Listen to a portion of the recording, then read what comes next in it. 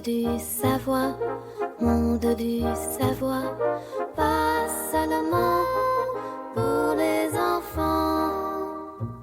Bonjour les enfants. Aujourd'hui, nous allons découvrir comment différents appareils se connectent et communiquent entre eux. J'adore observer ces connexions complexes, car grâce à elles, nous pouvons transmettre des informations d'un endroit à un autre en un clin d'œil.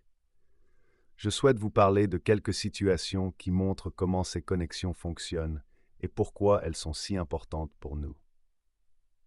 Près d'un grand arbre, j'ai remarqué que le petit chat et la coccinelle discutaient de la manière dont les appareils échangent des données. Le petit chat a déclaré que le réseau reposait uniquement sur des câbles qu'il fallait toujours tirer à travers tout le parc. La coccinelle a ajouté que sans de longs câbles, il n'y aurait aucune connexion. Cela m'a surprise. Alors j'ai expliqué qu'il existe des réseaux qui fonctionnent non seulement par des fils, mais aussi sans fil. Finalement, ils ont acquiescé, comprenant qu'il existe de nombreuses façons de connecter des appareils entre eux. Sur le terrain de jeu, j'ai vu que le cochon d'Inde et le moineau discutaient d'exemples de transfert de fichiers à la maison. Le cochon d'Inde racontait comment il avait testé le réseau en copiant de grandes quantités de données sur l'ordinateur. Le moineau a expliqué qu'il avait dû d'abord trouver le bon mot de passe pour le réseau sans fil et le saisir correctement.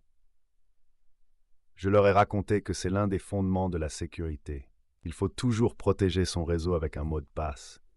Ils ont convenu que cela empêchait les intrus d'accéder à nos appareils. Au bord de l'étang, j'ai demandé au petit chien et à l'abeille s'ils se souvenaient des règles de sécurité les plus importantes sur Internet. Le petit chien a mentionné qu'il met toujours à jour son logiciel et ne partage jamais ses données sans vérifier l'identité du destinataire.